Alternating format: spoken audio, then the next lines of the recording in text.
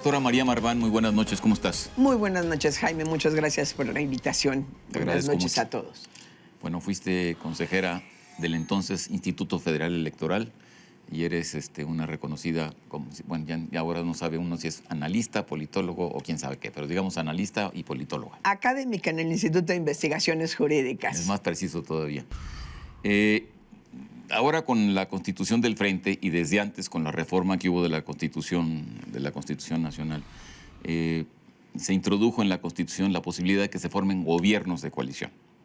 Y ahora el Frente lo ha traído pues muchísimo más a coalición y a colación. Y a colación, exactamente.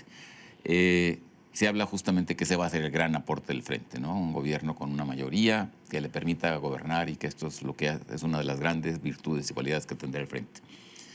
Pero la realidad es que pese a que se estableció este concepto en la Constitución, gracias a la propuesta impulsada por la propuesta de Beltrones, esto no está reglamentado.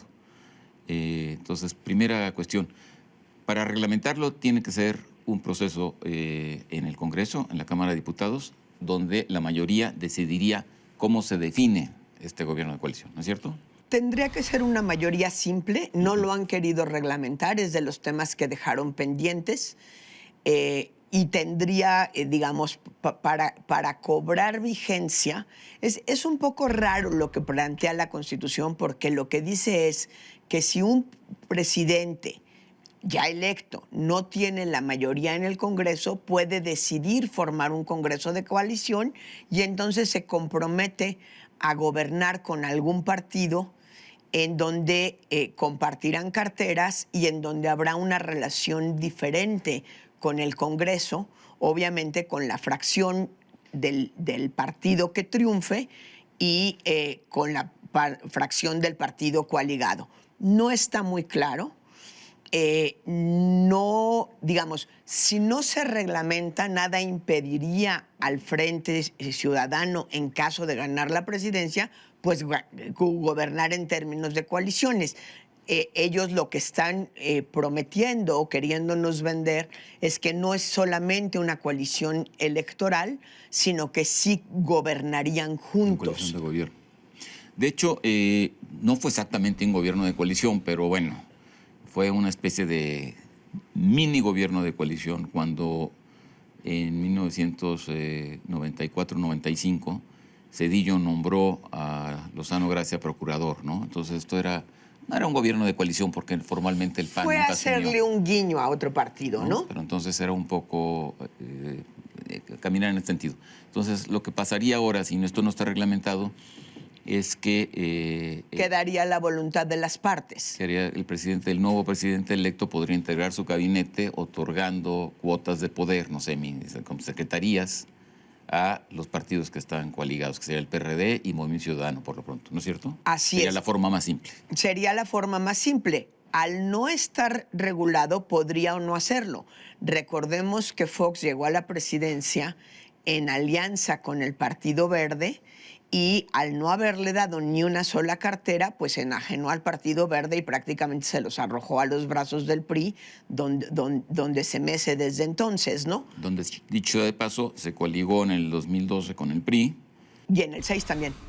O sea, a partir de que en el 2000 Fox no le da ninguna cartera, el PRI se enoja con el PAN y a partir de entonces empieza a hacer la alianza, pues ya hoy día casi permanente con el PRI. Y dicho de paso, tampoco le dio ninguna cartera, el PRI, en 2012. Sí, ¿tienen ahorita la cartera de Semarnat? Es la que tiene. Sí, y acuérdate, salió muy mal el Escobar como subsecretario, pero llegó a subsecretario y luego vino el escándalo electoral de Chiapas. Yo creo que sí le ha compartido bastante más el poder el PRI. Sí, bueno, claro.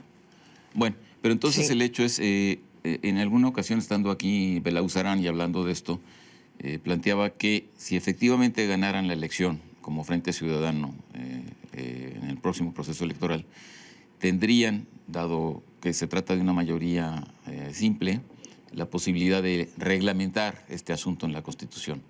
Y entre el 1 de septiembre, que se instala la legislatura, y el 1 de diciembre, que tomaría posesión el presidente electo, se podría aprobar la ley. podría aprobar Ya la es ley. una ley simple, simplemente, valga la redundancia, necesitarían mayoría y a partir de eso establecerían el compromiso ya de cómo trabajar juntos. Veo muy difícil que ahorita se impulsara una ley Ah, no es de posible. gobierno de coalición. Ahorita estamos en el presupuesto, No, las tensiones están dadas al máximo y no hay en forma. plena campaña electoral no hay manera ni siquiera que se discuta seriamente, ¿no? Ahora, los gobiernos de coalición en los sistemas parlamentarios están perfectamente definidos como alianzas que se hacen y se deshacen. Y cuando se deshacen, se puede convocar a nuevos procesos electorales y hay una reconfiguración de este Parlamento y entonces puede salir una nueva coalición. No estamos o no está el Frente y toda esta teoría del gobierno de coalición metida en este conflicto. O sea, si efectivamente se forma una coalición de gobierno, digamos, se formara la coalición del Frente Ciudadano como coalición de gobierno ya reglamentada con una especie de primer ministro que sería el secretario de Gobernación, que a lo mejor sería electo ahí en el Parlamento, etcétera.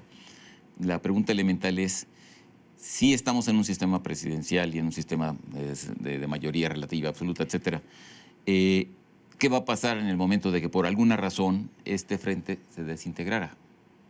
Yo creo que lo que estás planteando es una buena razón para que no se reglamente.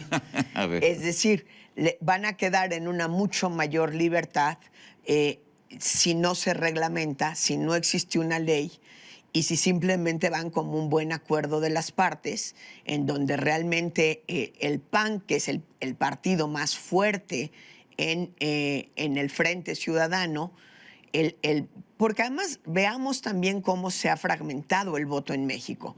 Pero el PAN, que es el partido más fuerte en el Frente Ciudadano, vamos a suponer que honra su palabra y sí reparte carteras con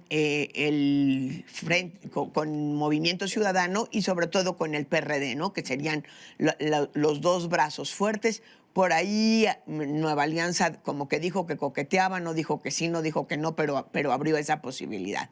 Si no hay ley, pues en el momento en el que se rompe la alianza, el presidente del país, me imagino que será un hombre, no veo a una mujer, una vez que prácticamente pues le abrieron la puerta a Margarita para que saliera, y el presidente podrá nombrar en toda libertad a los nuevos secretarios de Estado en caso de que haya un rompimiento con el PRD y con Movimiento Ciudadano. Yo creo que no es casual que habiendo estado la previsión constitucional, pues llevemos 3 años y medio y realmente nunca se haya tomado en serio en el Congreso, ni en la Cámara de Senadores, ni en la Cámara de Diputados, avanzar en esto.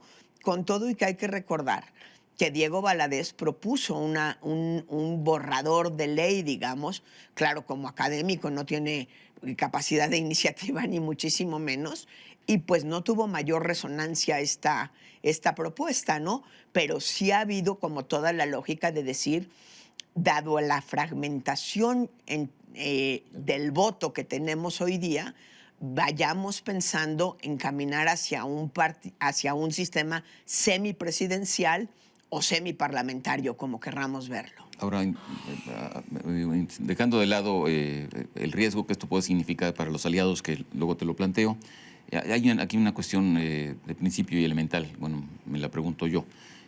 Si tú no tienes un mecanismo de disolución de este frente y de reconstitución de fuerzas y estableces que una coalición mayoritaria en el Congreso es indispensable para gobernar, estás metiendo al país en un brete. Porque en un sistema parlamentario, si esto se hace, pues vuelves a reconfigurar mediante un proceso electoral. Convocas a elecciones de manera adelantada. Entonces, mi pregunta es, ¿cómo diablos le haces en México donde las elecciones no se pueden adelantar? Hay una ley que establece que son con tal periodo. Yo creo que por eso no se van a atrever a hacer la ley, para poder tener la libertad.